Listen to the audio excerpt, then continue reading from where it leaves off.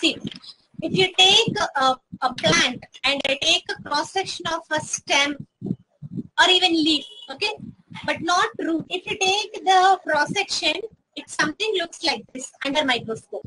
As plants are always exposed to outer environmental conditions, they should have some protective covering, isn't it?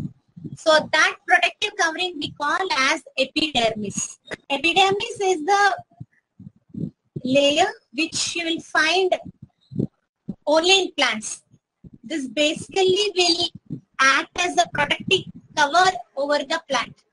Okay, so in order to avoid all the environmental conditions, we'll have an outer protecting covering called epidermis. When you take the cross section of the epidermis, you'll have something like this. So here, if you see, the epidermis is made up of few cells called epidermal cells. This is the layer of epidermal cells, first layer. And above the epidermal cells layer, you'll have another layer called cuticle, like this. Okay, cuticle. Why the cuticle terminology is important over here? Let's see. Suppose if you take the plant, you'll have leaf structures and stem structures almost covered by a thick layer called epidermis, and all the epidermis is made up of dermal cells, and above the dermal cells you'll have a thick layer called cuticle. Really, what happens when water is continuously lost from the plant? Loss of water from the plant, what we call? Transpiration. Yes, continuously if the plant loses water, what will happen? The plant will wilt and may die, obviously. So there should be some check on the loss of water, isn't it? So how a water loss can be checked? Because of the presence of a thick layer called cuticle. When you take the word cuticle, it's a thick layer which will put a check on the loss of water continuously. So on one hand, we have to check total loss of water. On the other hand, water loss has to be done. So both has to be balanced.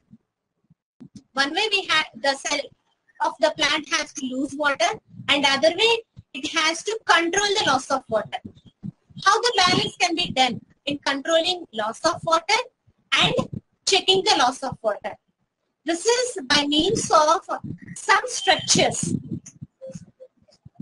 We'll find some gaps here, see.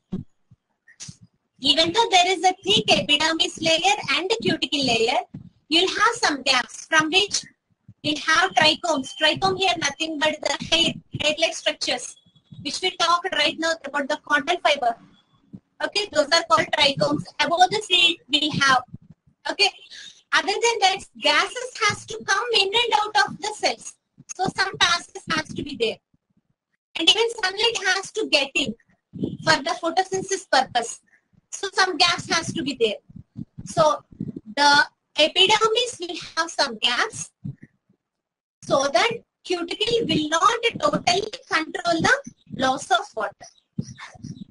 What really happens in this control and checking and balance? So I'll show you the other slide, which it will be very clear what actually is happening.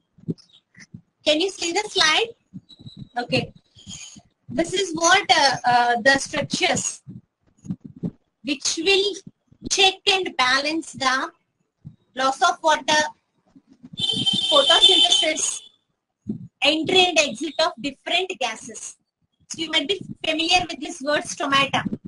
You have heard in the earlier classes, yes? What are stomata?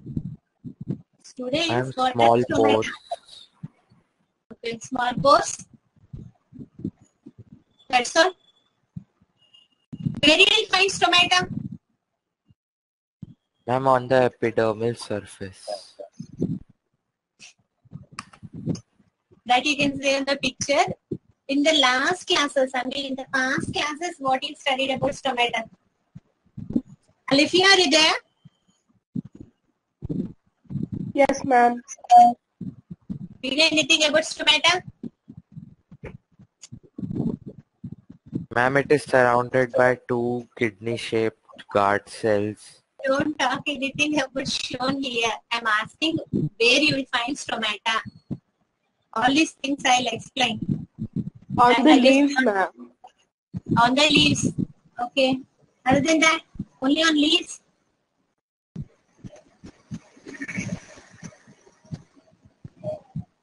Any other answer, Sahas?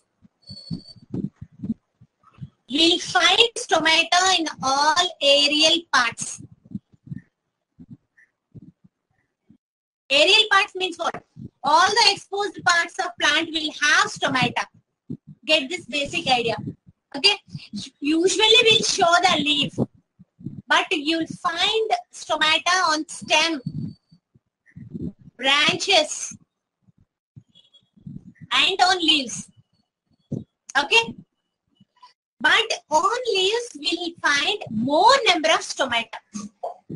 There's a hypothetical explanation that more than 400 number of stomata, as Anna said, pores. Okay, there's more than 400 pores we'll find on leaves, and less than that number you'll find on stem and branches. But basically, stomata we'll find on all area parts of the plant. So here comes a question: does roots have stomata? Ma'am, roots. Yeah, go ahead. Ma'am, I think roots do not have stomata. Remaining students, you also feel the same answer as Arnav is saying. Sahas, you feel the same. Roots doesn't have stomata. Alifia? Ma'am, I feel like roots have stomata. Okay, we have two contradictions. Roots will have, roots won't have. Let's see. Let's see the majority two students what they said, roots don't have. Okay. When you take the stomata function, stomata are basically for photosynthesis. Basically, we call stomata basically are helping in photosynthesis. Now tell Alifia whether roots possess stomata or not. No, ma'am. No. Roots doesn't have stomata. Not only roots, what are underground parts? Some of the root modifications we see, the radish and turnip and all the root modifications which will be underground. All those Ma'am, doesn't roots can have trichomes and root hairs, but not stomata. Yeah, stomata won't be there in roots because they are not at all involved in photosynthesis. Now see how the stomata are involved in photosynthesis. So before getting into the functional aspect of stomata, first let me explain what this aerial part, the stem part or the branch part or the leaf part is doing with the plant. What are the different functions they are giving to plant? First one is diffusion. Diffusion of what? Diffusion of gases. See, plant, usually we say the plant releases oxygen and the plant gets carbon dioxide. That's what usually we'll say.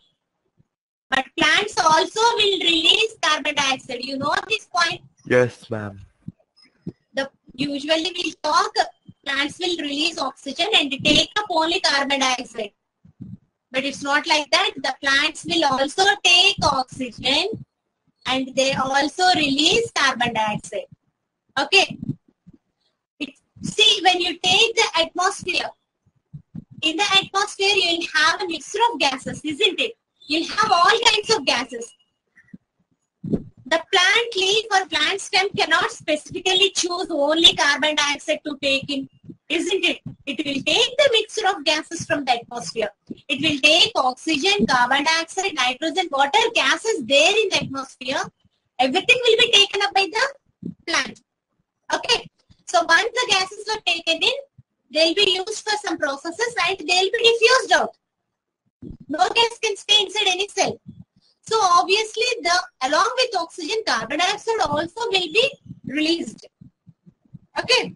So this is the basic point you have to understand. After coming to 9th standard biology, you have to understand plant takes in oxygen also. Plants gives out carbon dioxide also. Okay. Am I clear with this point? Okay. Yes, ma'am. Yeah.